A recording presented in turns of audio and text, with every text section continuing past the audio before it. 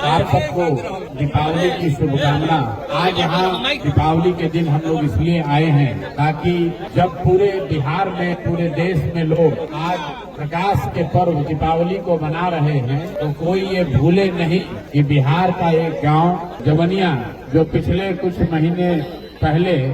जहां पूरा गांव और सैकड़ों लोगों के घर, उनके मकान, उनके जीवन भर की कमाई, उनके खेत, सब कुछ गंगा में समाहित हो गया। तो जब आप अपने घर में दिवाली मना रहे हैं तो याद रखिए कि बिहार में एक गांव था जवनिया, जिसके सैकड़ों लोग गंगा के कटाव से रह के आज बेघर होकर बांध के किनारे किसी तरह अपना जीवन यापन कर रहे हैं। इसीलिए जन स्वराज परिवार की ओर से हम लोग यहाँ आए हैं ताकि बिहार के लोग ये भूले नहीं कि उनके ही राज्य के कुछ साथी किस कठिन परिस्थिति में अपना जीवन बिता रहे हैं। हमसे पहले भी यहाँ कई नेता लोग आए हैं, आगे भी नेताओं का आना जाना लगा रहेगा। हम यहाँ सिर्फ इसलिए आए हैं कि लोगों को ये याद रहे, सरकार को ये याद रहे, ये गांव जो गंगा में विलीन हो गया, उसके लोगों के लिए भी आज दिवाली है, लेकिन उनके घरों में दिया नहीं जल रहा है, उनके घर में अंधकार हो गया है और सरकार करीब करीब इनको भूल गई है। अभी से 15 दिन के बाद जब आप वोट देने जाइए तो याद रखिएगा, आज जवनिया के गांव के घर, लोगों के घर में अंधकार हुआ है, कल आपके घर में भी ऐसी दुर्घटना हो सकती है, आपके साथ भी ये जाति हो सकती है। तो जैसे सरकार इनकी चिंता नहीं कर रही है, आपके और आपके बच्चों की भी चिंता नहीं करेगी। और आज आपको ऐसा लग रहा है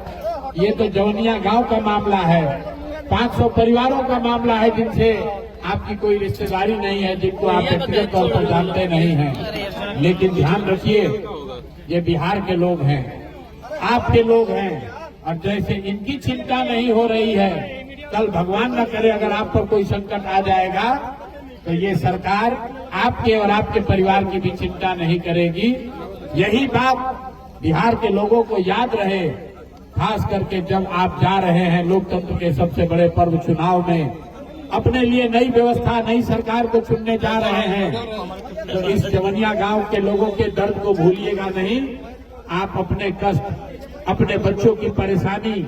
अपनी गरीबी, अपनी बदहाली, अपने भ्रष्टाचार से जूझ रहे परिवार के साथ साथ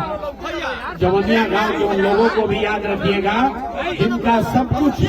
गंगा के कटाव में बह के तबाह हो गया और पिछले कई महीनों से ये सरकार से मदद की आस में बांध पर बैठे हुए हैं, बांध पर ये लोग अपना जीवन बिता रहे हैं। इसीलिए आज मैं आया हूँ कि आज के दिन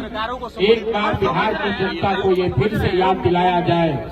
कि इन लोगों के आवाज में अपनी ताकत जोड़िए, अपनी आवाज जोड़िए। आपके हाथ में वो ताकत है, आपके वोट में वो ताकत है। जिस सरकार ने जवनिया गांव के लोगों को इनके हाल पर छोड़ दिया है, हर हालत में उस सरकार को हटाइए,